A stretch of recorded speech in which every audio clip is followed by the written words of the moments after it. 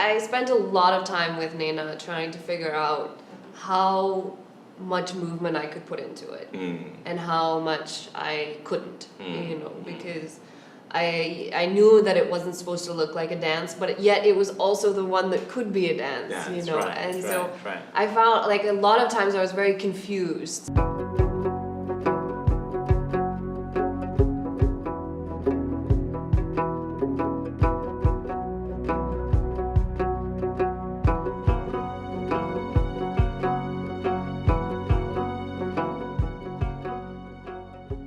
My friend, my partner in crime, the lovely Gillian Rhodes. How are you? I'm good. It's been a busy week. It's been a busy week. Yeah. We'll talk about Kamli, our journey with Kamli. But before that, I'm sure a lot of people. Now you're a star. You're a Pakistani star. I feel you're halfway. Halfway. Everybody knows you, right? But who is Gillian? Why is she here?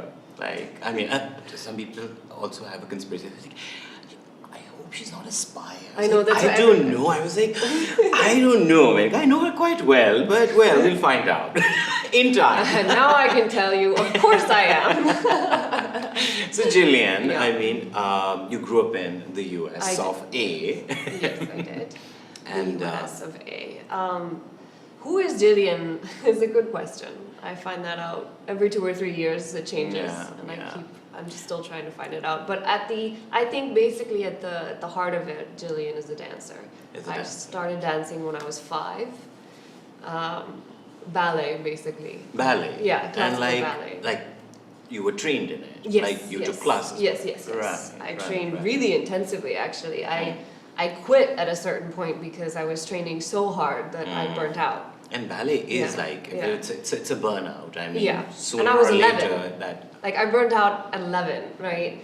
But then, so I went, I actually experimented with circus for a while, and then, but I missed dancing, and so I decided to study it in university.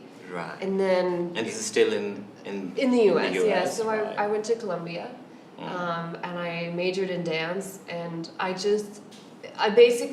came back to it, and the more I did it, the more I wanted to do it. And those 4 years of being in school were just kind of figuring out what I could do, what I couldn't do. And then it was like, okay, if this is what I'm going to do, how? Right. Because it's not an easiest profession to go into. What was his calling from the east side of the world? Like, because I know a little bit about your work and your stay in Korea, South Korea, of course. Yeah. And then straight from Korea to Pakistan, or did you but explore before more? Korea, I went to Cambodia. So basically, I had a flatmate in Colombia who is Cambodian, and she was always sharing about her country, and she was always like, come, you have to experience. And as soon as I graduated, I thought, if there's a time in my life where I can just up and go across the world, this is it. And so I went to Cambodia to do some workshops there, basically. And I meant to be there for a few months. But I think 4 months in, I got a job offer from a television network to choreograph backup dancers for their live concerts. In Cambodia? In Cambodia. Yeah, and I think I was 22 at the time, and I was just like, where else could I do this? There's no, I wouldn't get these opportunities. So I just stayed, and I kept working there. I was there for 3 years. Eventually I left because I wasn't growing anymore as an artist. It broke my heart into pieces, but I left, and then I went to South Korea to get better. And I danced for a company there for 2.5 years. And was it K-pop dance? No, contemporary. Contemporary. Because everything Korean is now either their spectacular cinema or K-pop. It's a phenomenon. It's really become like the new whatever, the center of cultural exports to the world. Yeah, but they do actually have very, very strong classical ballet and very strong contemporary. I think I was the only foreigner that I knew of in the contemporary scene. There were some others in ballet, but mostly it was... And then, when did we come to Pakistan? I came to Pakistan for the first time in 2017. I was a good 5 years ago. Yeah, so I was invited basically to speak at a conference in Islamabad. Okay. On dance and movement? It was the panel name was Art Without Boundaries, Art Beyond Boundaries, something like this. So like general sort of general arts, and I was on a panel with Shima Karmani and Haider Ali, the truck artist. Right. I didn't understand half of what was going on, but I understood that it was significant to sit there with these people. Two things that fascinated you the most, and I mean you did go back for a bit? I did, yeah. I went back to Korea for about a year, and then I came back. Right. So the year I came back in 2018, and in my head, it was the beginning of a year of traveling. But a few things happened. Basically, I came here and I just got busy. You know, I just started working. I had workshops all over the place, and I was also poor. I was like less. An American saying that does not ring too right, but I'm a dancer, Sarmad, you know. No, but I don't think there's any country in the world where dancers are. You are the people with the dollars. We are the people with the rupee. In any case, jokes aside. So, two things that fascinated you the most about Pakistan, and you just stayed with us, and we are just fortunate and lucky that you did. I think I think it was at the right time. So Korea was very good for me professionally, but it was very difficult personally. Okay. Just because it was hard to live, I didn't really have a community, I didn't have good friends. Right. And so I came here and there was such warmth and welcome, you know. And heat. And yes, but warm, but people, you know, welcome, and I was getting fed and hosted and just, I felt so supported, you know, that it was something that really attracted me. Did you say food and people? Yeah, food and people. Yeah, but also the work. Like I came here at the moment where the performing arts were really starting to take hold, and there was interest in what I was doing. Right. Yeah, the last 5 years have been very interesting, and I mean, and it's so heartwarming to see that it's not just all corporate. Like it's you know just bunch of passionate young people, new people, just doing things. You know, and Lahore. I mean, I'm really happy and proud of the fact that, you know, say we have these dance groups, these troupes, these dance circles, and you know, like people are just doing stuff with movement and music. Yeah, you know, I started working basically at the very beginning. I started working with this cultural dance company.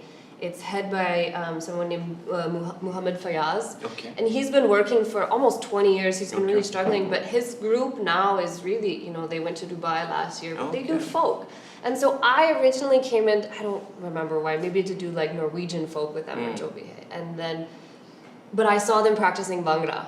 And I was so attracted to the energy and the beat and I was like, moves. Yeah, and I was just like, well, I need to learn that, you know. And so actually kind of my start in Pakistan as a dancer was dancing Bhangra with them. You started with Bhangra. Yeah.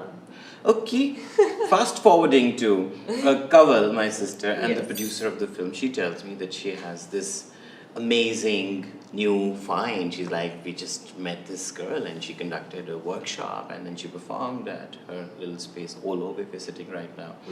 And she said she understands movement and not just dance. So, and I was looking for a choreographer for the film.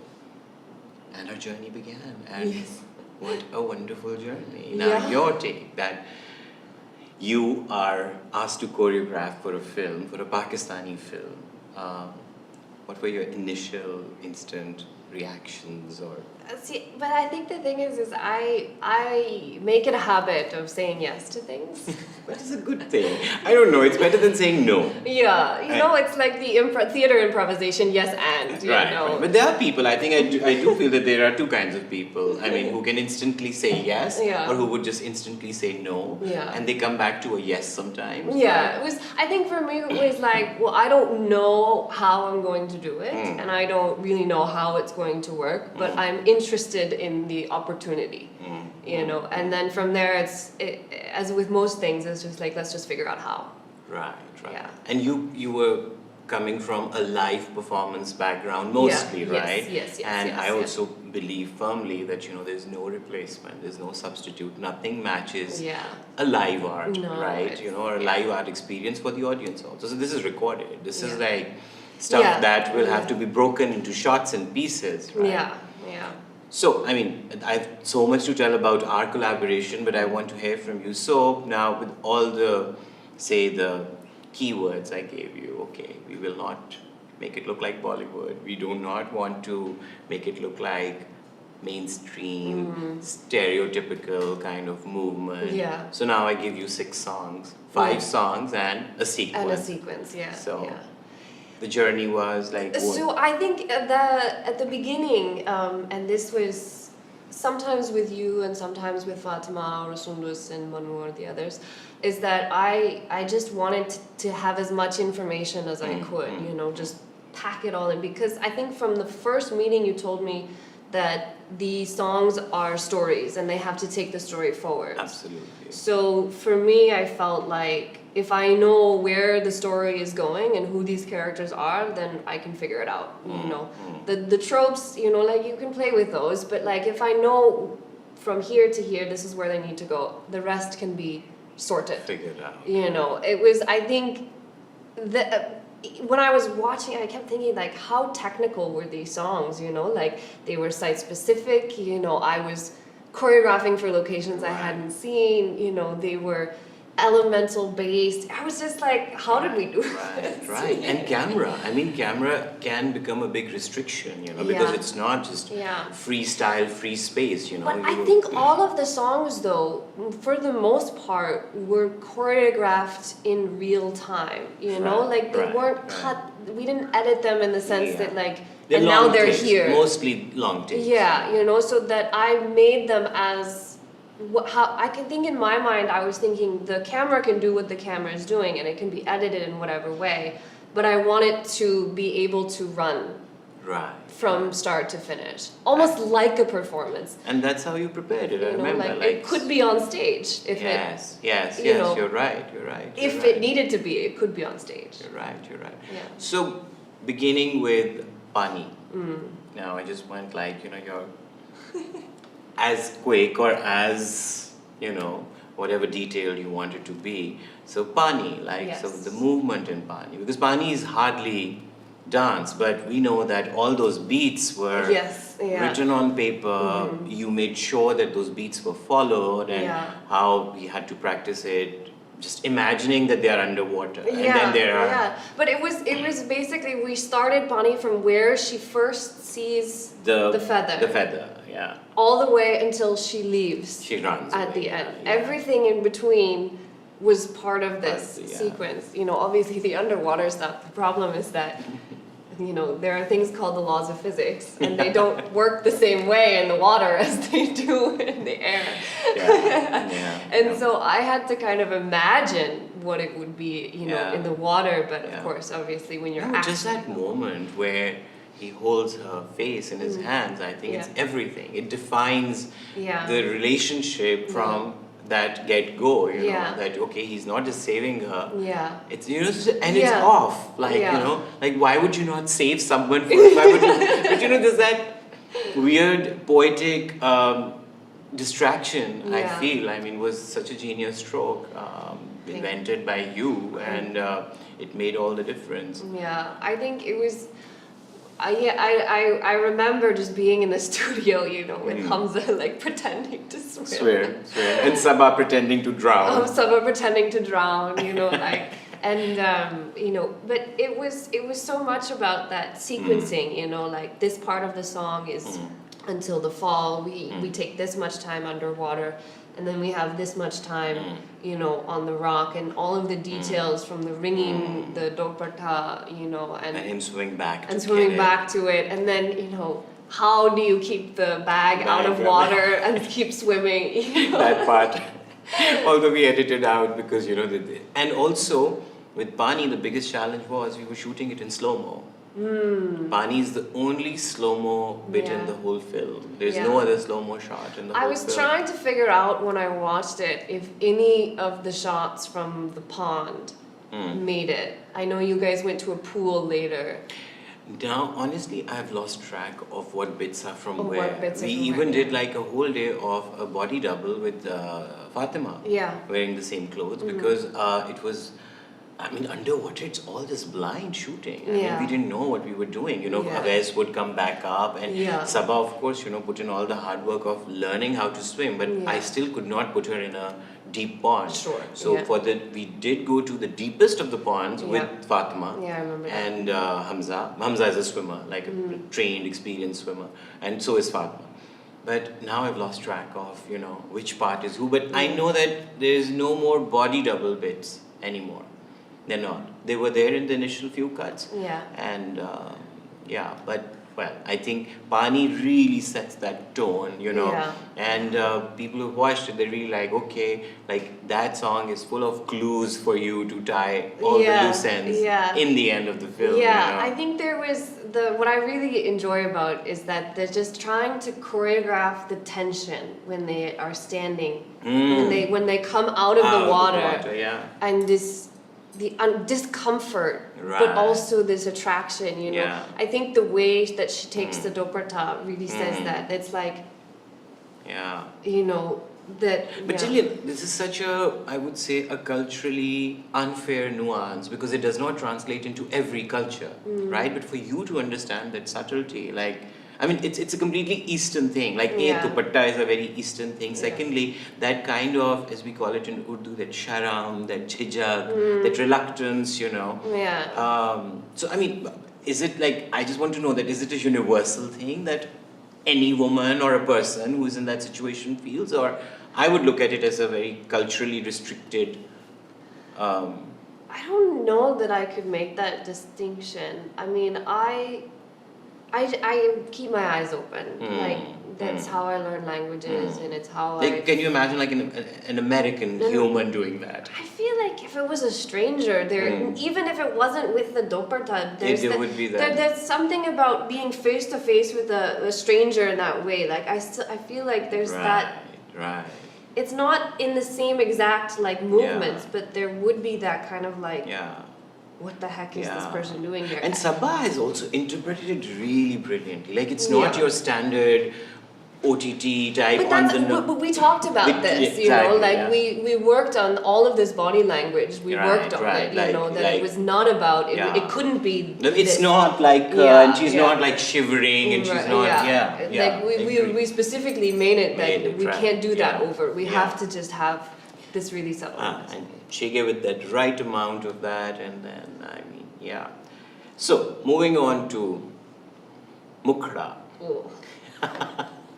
I think I have footage of that I would really want to use in this. Okay. That whole day when it was you and Hamza. Yes. And it was like a proper shoot. Yeah. We shot the whole song. Yeah. Without Sabah, because she was so tired, and I knew that, she has to be on camera, and that whole journey all the way, it took more than an hour to get there. Right? About an hour and a half, I think. Hour and a half. Yeah, it was a long so way. that whole day of just shooting the song, and even my Steadicam guy, he was like, why didn't we get her? You're making me shoot the whole song that you're not going to use. I was like, but no, Gillian wants to make sure that, because that camera is just gliding and running, and we don't know. So Punya, the ethos, first of all, and everybody's like, they understand the whole yin yang, the prey and the hunter thing.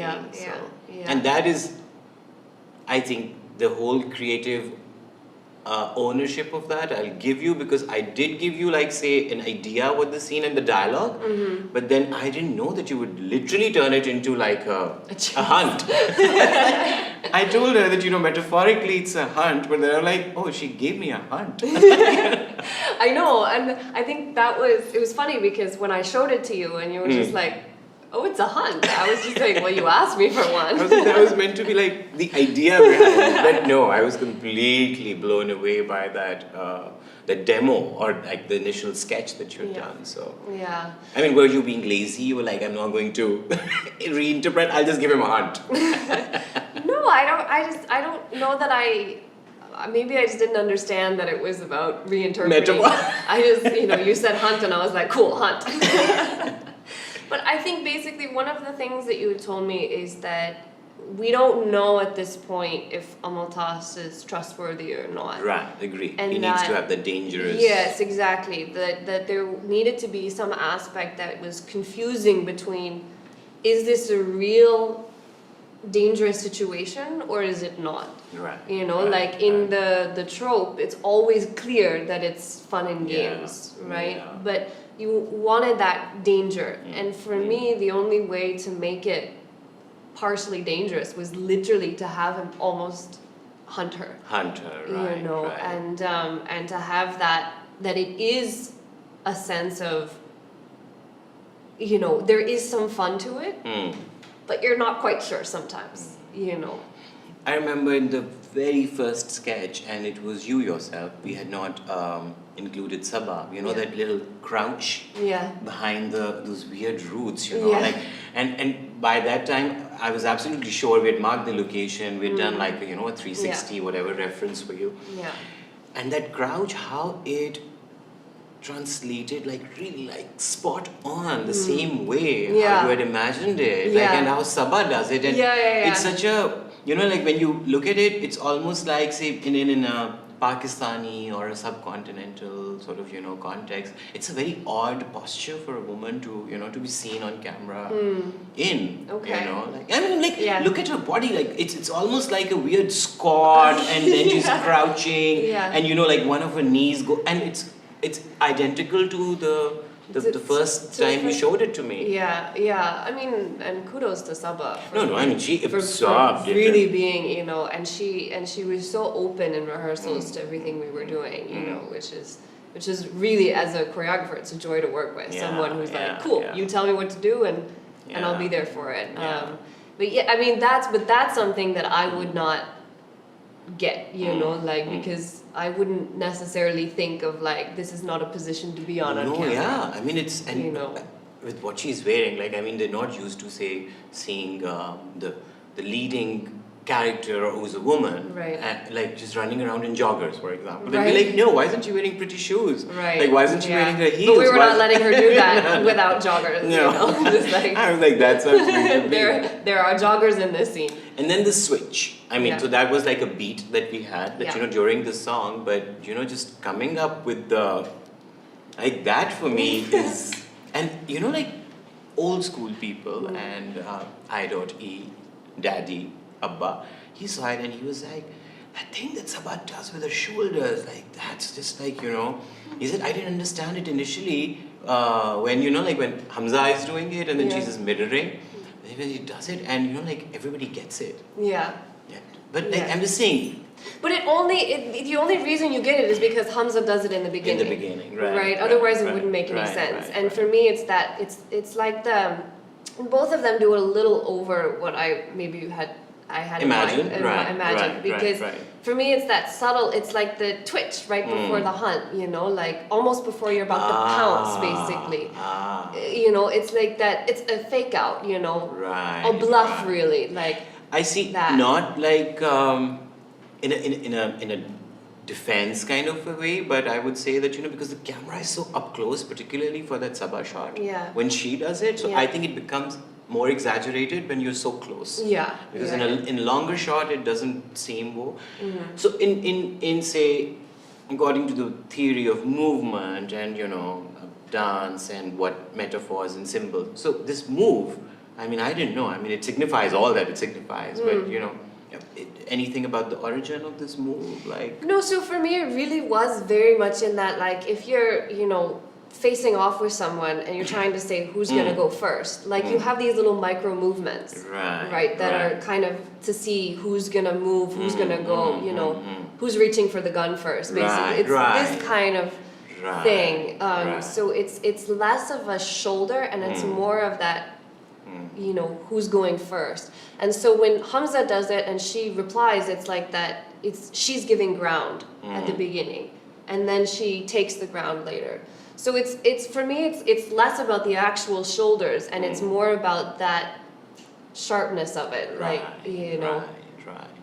No, and then, I mean, even if it's just running and climbing the, you know, the cliff, and then Sabah getting on that big rock, and then, like, you know, I think it was just too good to be true. And I think when we did that one day with you and then Sabah, I think when she came, we didn't retake a lot of it. I mean, it was only because the camera was... I mean, but that's exactly why we did the extra day with me, is so that we could just put basically the equation was ready and we just plugged Saba in. Right. You And know. we needed to time that, because how fast Hamza needed to run and then climb, because he does in the same shot. He climbs all the way up all the to way the. up. I mean, it's not a cliff. It's pretty much like a little mountain. Yeah. Right? Yeah. No, it's significant. Yeah. And and with Mukra, I think it's also such an interesting statement on bigger and important ideas like gender, for example. I feel like, how the swap happens and how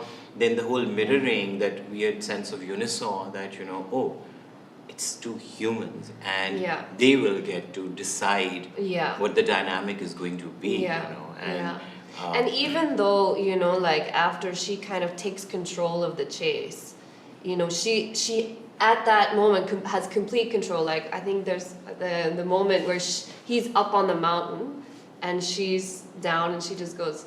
That's my favorite shot of Sabba's, by the way. I really love that. And that is where, it really takes an actor with that understanding. Because that little, that's so subtle. But it just makes all the difference, That's when, and for me, that is such an important beat in Hina's trajectory. That, now she is. She knows that she's in control. She is in control. So, good memories. And I did not. Great memories. And what's funny is that it's just a matter of me understanding what I was doing and who I was working with. I had no idea it was sung by Atif Aslam until it came out, the teasers, and I. Did we do like a placeholder? I don't remember. No. It was Atif. But no, this is a new version. Atif did the final recording later. Yes, we had like a. It was just a scratch track. Yeah. Scratch but track. When it came out, I was just like, oh. Really? And it's Bulle Shah's poetry. I mean, that makes all the difference. I mean, that line says, Bulle Shah sa marna nahi, mar jave koi aur.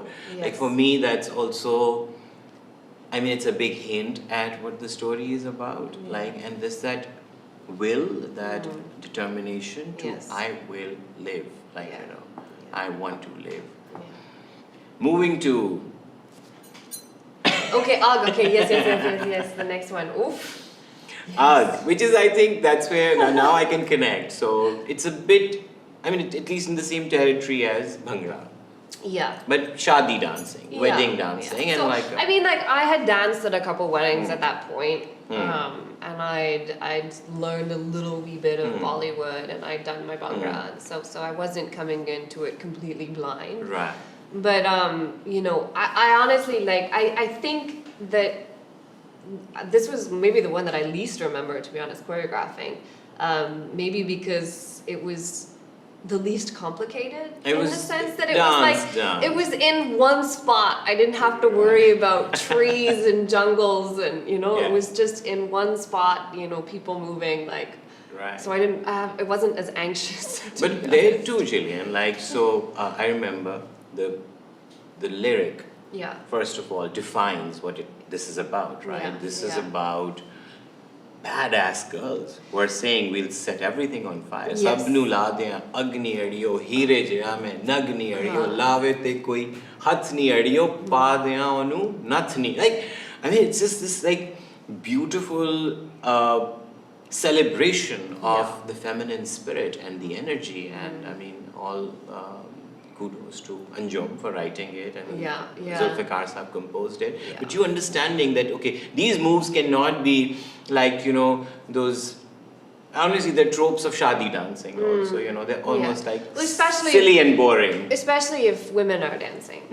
Then there's a certain aesthetic, a certain vocabulary that you kind of have to fix on, that I don't particularly like doing myself, so I was like, I'm not going to choreograph. No, these are also big, interesting moves, arms and legs, and the whole swing of the bow. There was a thing. There was a lot of these that I think all of the body rhythm. These came from the pride basically. Right. It's that I am here and I'm, and so that. sense of it, all of those, the body rhythm. Yeah. A lot of the biggest movements were based on that, Right. the pushing the body. And that also, again, that song has so many contours. Like it goes from there to this section where Hina has this seething, not even almost, like actually very painful moment, because that poetry is all about loss, and how her desire is the flames are just going crazy, And even that moment, I remember that, how we decided that Hina cannot again join the gang and turn it into a filmy number. Her energy level is going to be different when we worked a lot on that section because, like, when it's a solo, but you were really adamant that it can't be a filmy solo. It has to be something else. I don't remember if in the beginning Iman was there or not, but we added her in. Iman came in later, but for a day or two. Tops. No, but the duet when they were dancing together. I don't know. I've also forgotten. I don't know. We brought that in. How did we sketch it?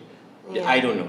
I don't remember. But at some point, I think we had maybe felt that Hina couldn't be alone at that point, so we brought in, Nori to be her partner. And then she, and then she kind of scooted off and stood with that pillar, and that's the only lip sync moment in the whole film on any song.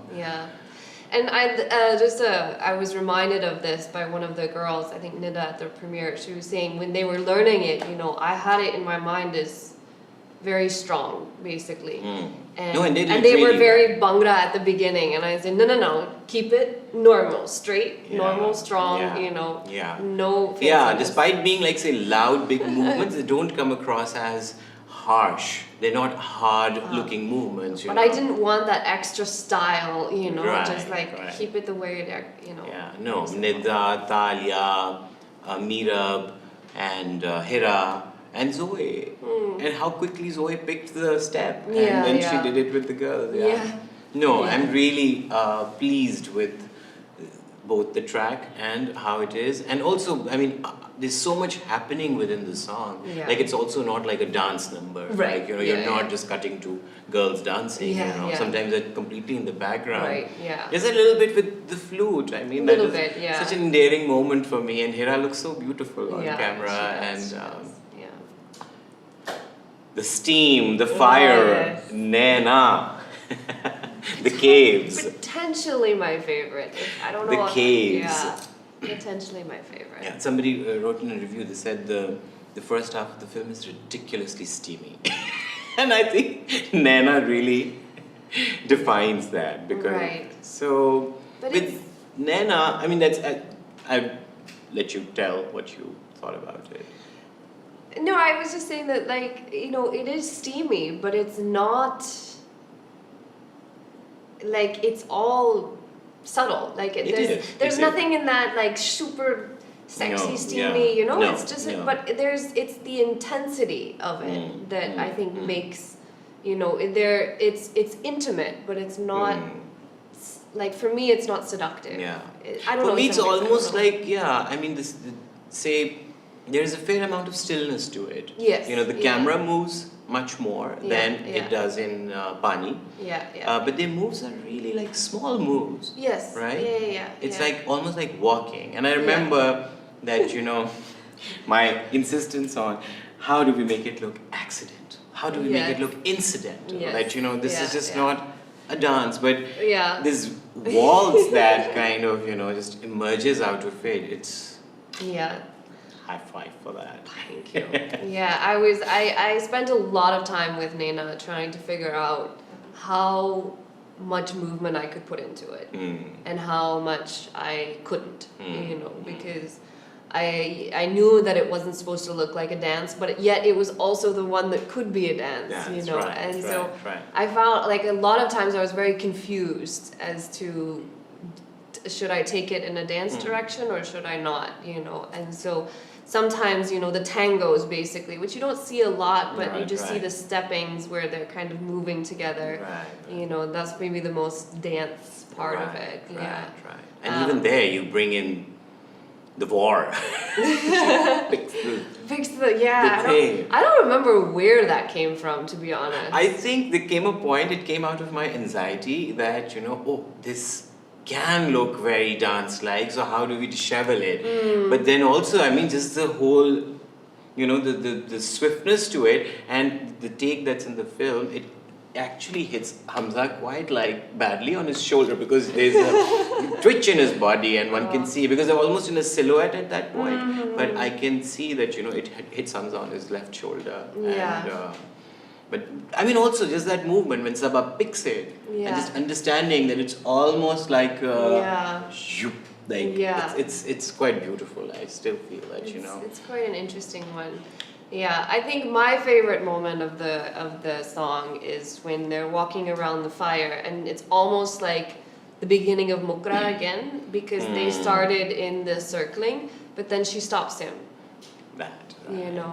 Because it's a different situation. They've come to a different point. So she says, this time, no, I'm coming to you. I'm coming to you. And also like how the pace is now defined, that, we'll go ahead with whatever we want to do, but, let's take it slow. Like, there's a lilting to it. Yeah. No, Naina is everything, I feel, when it comes to defining and actually solidifying what Amal Das and Hina are about, this, this open declaration that, we're done with, again, I think all the grace that Sabah could bring to it, and Hamza brings that, that restrained, quiet charm, which is so it's so difficult to not be charmed by that. Yeah.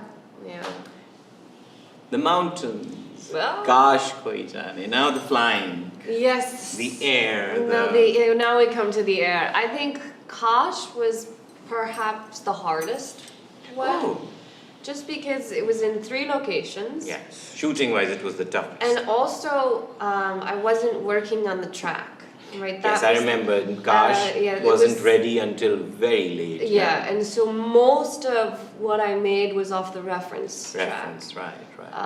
And so, I think it was just difficult for me to visualize, I think trying to, it's a long song as well. It's a long song. And now you see in the edit, that is why it has almost become like a song and a montage, which is still taking the story forward. We keep cutting to Sanya.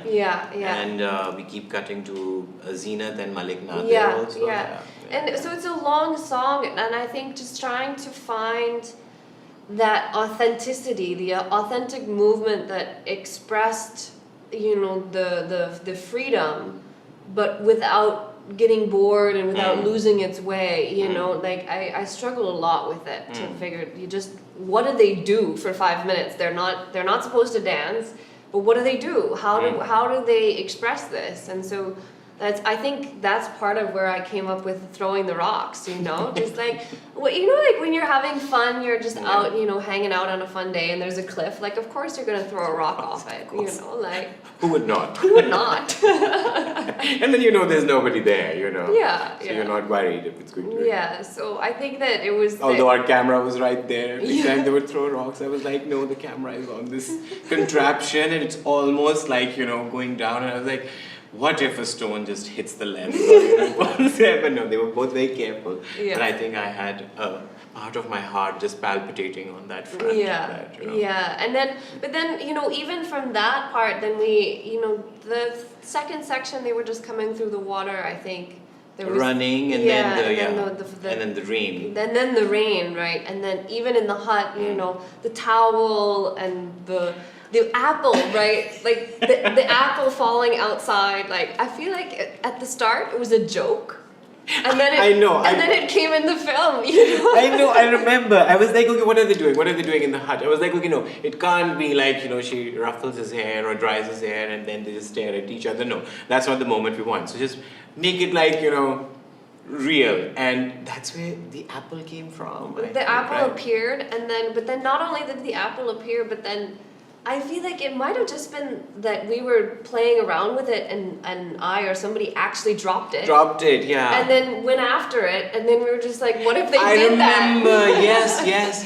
You know, they're just like, what if they actually did that? And then you had to go out in the rain and wash it off. Wash it off, yeah. You know, so it was one of those happy accidents. Yeah. No, I mean, an apple has quite a historical, biblical, scientific value to it. So I feel that apple really does the trick. One of my editors, Simon, I kept telling him, I was like, so, you know, when she drops the apple, just stay with her. Like, you know, because we cut to the outside of the hut. And he was like, what apple? I was like, can't you see that? He says, I can't. Because, you know, we're shooting, when we were editing it, we had scaled it down. It was a very low-res version of the files because, you know, it's too heavy otherwise. So then he almost had his apple falling on his head. And he's like, I've finally seen the apple now, that apple that you kept talking about. I was like, yeah. Because she misses it, and then she picks it, and then she washes it, and then she's eating it. Like, how could you miss the apple? And now, Gillian, people just think that, okay, dance is all about, there is a rhythm, there's a beat, and people will just do, you know, some moves. There would be like a, you know, like how you have a hook line, you have like, what do you call that, like recurring, like dance step, like a... They call it something here. I don't remember what it is. Right, you know, like signature to a... Signature. I think it's a hook signature step or a signature, you know. So, but here, I mean, how we strayed away from that, how we stayed true to what it was. But then, that sequence, that big... I still feel, I don't know, like there are very few things that, you know, one can dissociate one's own self from. And that scene for me... You know, because every time the film is playing, I'm like, okay, I know what's going to happen, and it gives me anxiety that, you know, but that scene completely, like, you know, it entrances me, that it doesn't seem like something that I witnessed when it was happening or I shot it, you know, it really takes over how Sania and Sabah are, you know, the scene when she hits her. And just for people who are watching this, I want them to know that that's also choreographed movement. Yeah. But I think that basically for that particular scene, you know, because it was so intense, and it had to be because she had to have the bruises. Really. And Sania had like about 41 pages of monologue. Yeah, monologuing, you know, text. And so it was, but, you know, it had to be choreographed so that both of them would be safe, really, you know, like we couldn't just have it be random, and it couldn't be... Because it would, you know, you lose the authenticness, but you also lose the safety of it, right? Of course. And so the choreography was there to ensure that it was safe, but that it also looked authentic. It's funny that it had to be not real in order to make it look real. Because she can't see, and it's really like, you know, it needs to be very haphazard, like, you know, like, but we know it wasn't. But, you know, and so that was just purely technical. It was figuring out how, you know, a blind person can, you know, beat the crap out of, you know, someone else. As someone as young and strong as Sabah, right? So, you know, I think it was just technically, you know, and then breaking up the monologue in a way that kept the scene flowing, but also kept the action throughout. It is perhaps the longest scene in the film. Yeah. Okay. And then so many beats, like Nimra comes, they have a conversation, then Nimra leaves, then Sabah and Sania have this conversation, and then that happens, and then Sania has a complete flip. You know, so like I think it was also like one of the most challenging scenes for the actors. You know, because and emotionally as well. I remember I was on. They brought me to set for that day, so I could be there and work. And I don't think I can ever thank Sabah enough, because I was like, okay, sure, Gillian has figured a way where, you know, it could look like that you're slapped, but we can, you know, she doesn't need to slap you, but it didn't look right on camera, so that those first few slaps are real slaps. And, you know, like particularly the one on the neck and then the one here. And she took it. She took it like a brave, valiant human. She took the whole project like a champ. She really was there for it.